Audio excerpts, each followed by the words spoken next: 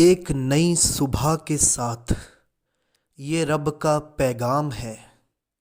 ज़रूरी है, ज़रूरी है, ज़रूरी है आपका सुनना। Emmanuel man of God, Emmanuel man of God. दोस्तों, आप सबको जय मसीह की। आइए हम प्रार्थना के साथ आज के कार्यक्रम की शुरुआत करेंगे। Hallelujah, hallelujah, hallelujah. मेरे वापस मानित स्वर्गीय पिता प्रभु यीशु, जो आज का वचन आपके लोगों के लिए हो पिता प्रभु यीशु, पिता प्रभु यीशु इनके लिए आशीष का कारण हो पिता प्रभु यीशु, और मेरे साथ होकर बोले पिता प्रभु यीशु जी, और पिता प्रभु यीशु इनकी समझने में इनकी सहायता करें। इनके साथ हो पिता प्रभु यीशु, जो आज का वचन हो पिता प्रभु यीशु जी आपकी ओर से हो, और पिता प्रभु यीशु दुआ मांगता हूँ अपने लोगों पर अपना रहम, अपना प्रेम और अपना साथ सर्वदा बनाए रखें। पिता प्रभु यीशु सारी महिमा, सारा आदर, सारा जलाल आपके जीवित महान पवित्र नाम यीशु मसीह में मांगता हूँ। आमीन, आमीन, आमीन। दोस्तों, आप सबको जय मसीह की। मैं पास्टर इमानुएल मसीह, और आज का वचन है जो आपके लिए, उसका नाम है लहू। आज का उपदेश है लहू, और आइए हम शुरू करेंगे। लहू वचन, निर्गमन 12वां अध्याय उसका 23 वचन। निर्गमन 12 उसका 23 वचन।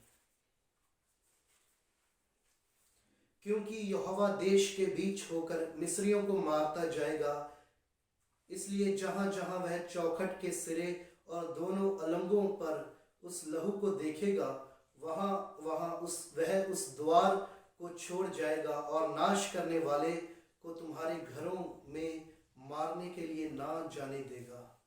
दोस्तों, परमेश्वर का वचन हमें ये बताता है कि मिस्रियों पर ये 10वीं विपत्ति आई परमेश्वर की ओर से, पहलौठों की मृत्यु, और इस्राएलियों के घरों पर लहू का निशान लगा दिया गया, मेमने के लहू का। और उस लहू को देखकर जो मारने वाला है परमेश्वर उसको रोकते हैं। वहां उस लहू के कारण उनका छुटकारा हुआ। और वचन में यह बताता है कि परमेश्वर उसे रोकेगा, मारने वाले को, नाश करने वाले को, कि उन घरों का नाश ना करे जिन पर लहू का निशान है। वो इस्राएलियों के घर थे जिन पर लहू का निशान था, और प्रजा से लेकर राजा तक पहलौठे जो पुत्र थे वो मर गए, क्योंकि ये परमेश्वर की ओर से विपत्ति थी। परमेश्वर ने न्याय किया, किनका? मिस्रियों का। लहू ने उन घरों को बचा लिया। उस लहू ने जो इस्राएलियों के घरों पर, सिर पर, दोनों अलंगों साइड एक दूसरी तरफ लगा हुआ था, इस कारण वो घर बच गए लहू के कारण। और आगे हम जाएंगे। आगे का वचन लूका 22 अध्याय उसका 44 वचन। लूका 22 उसका 44 वचन।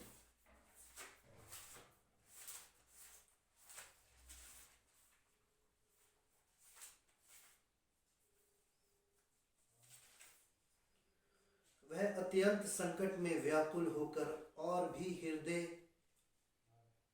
वेदना से प्रार्थना करने लगा, और उसका पसीना मानो लहू की बड़ी बड़ी बूंदों के समान भूमि पर गिर रहा था। अत्यंत संकट, व्याकुल अपने मन में होकर वो प्रार्थना करने लगा। कौन? यीशु मसीह। यीशु मसीह ने प्रार्थना की व्याकुल होकर।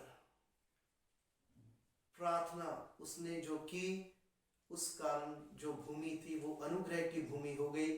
उसके लहू बहाने से हम बच गए। यीशु मसीह गतसमनी बाग में जब वो प्रार्थना कर रहे थे, उनका पसीना, लिखा है वचन में कि लहू की बूंदें बनकर जमीन पर, भूमि पर गिरा। परमेश्वर के पुत्र यीशु मसीह का लहू भूमि पर गिरा। जो पसीना था वो लहू की बूंदें बनकर गिरा। हमारे लिए उसने अपना लहू बहाया। हम उस पर विश्वास करें। विश्वास करेंगे तो नष्ट ना होंगे, अगर नहीं करेंगे तो नाश होंगे, क्योंकि उस पर विश्वास करना है मन फिराना।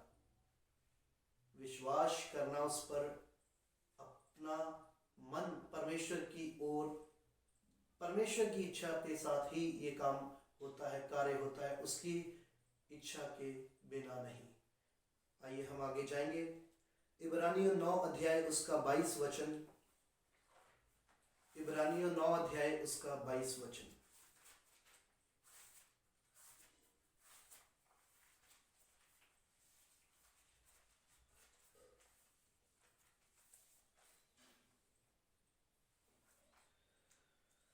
सच तो यह है कि व्यवस्था के अनुसार प्राय सब वस्तुएं लहू के द्वारा शुद्ध की जाती है, और बिना लहू बहाए पापों की क्षमा नहीं। वचन हमें यह बताता है कि सब वस्तुएं में इंसान भी आ जाता है।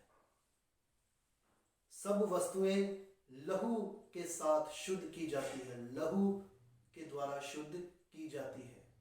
इस कारण परमेश्वर के पुत्र को अपना लहू बहाना पड़ा, ताकि वो हमारे पापों को हमसे दूर करें, अपने ऊपर ले लें और हमें अपना अनुग्रह दें। लिखा है वचन में, अनुग्रह और सच्चाई यीशु मसीह के द्वारा हम तक पहुंची। व्यवस्था तो मूसा द्वारा दी गई, 10 हुक्म मूसा द्वारा दिए गए, पर अनुग्रह और सच्चाई यीशु मसीह के द्वारा हम तक पहुंची। परमेश्वर के पुत्र यीशु मसीह ने अपना लहू बहाया। लहू इसलिए बहाया कि हम श्राप से अनुग्रह की ओर जाए, बीमारी से चंगाई की ओर।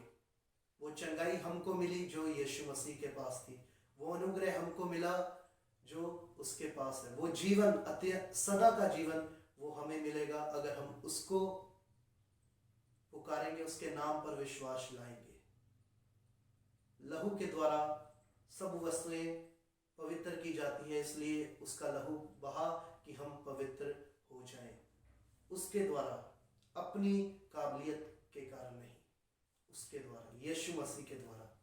आइए हम आगे जाएंगे। अभी इब्रानियों 10 अध्याय उसका 4 वचन, आखिरी वचन, इब्रानियों 10 अध्याय उसका 4 वचन। क्योंकि यह अनहोना है कि बैलों और बकरों का लहू पापों को दूर करे। वचन हमें यह बताता है कि जो बैलों और बकरों का लहू है वो मनुष्य के अपराध को पूरी तरह से उसको क्षमा नहीं कर सकता, क्योंकि प्रेम जो उत्तम है परमेश्वर का, वो इसी से प्रकट हुआ कि उसने अपना इकलौता पुत्र जगत के लिए दे दिया। जगत में सब आ जाते हैं, सब मनुष्य आ जाते हैं जगत में, पापी भी और धर्मी भी। और वचन हमें यह बताता है कि जगत के लिए, अगर पापी उस पर विश्वास करेगा तो परमेश्वर उसे अपने कार्य में लाएंगे, उसे अपने जीवन में लाएंगे, चंगाई में लाएंगे, अपनी आशीष उस पर लाएंगे। ये तीनों एक के द्वारा मिलती है, चंगाई, आशीष, जीवन। प्रभु यीशु मसीह के अनुग्रह के द्वारा। उसका अनुग्रह हम पर हुआ जब उसने अपना लहू बहाया। हम उसके कोड़े खाने से चंगे हुए, हम उसके मार खाने से चंगे हुए। हमें शिफा उसके नाम से मिलती है। उसके नाम से वचन में लिखा है कि दुष्ट आत्माएं डरती हैं। उसके नाम से, हमारे नाम से नहीं।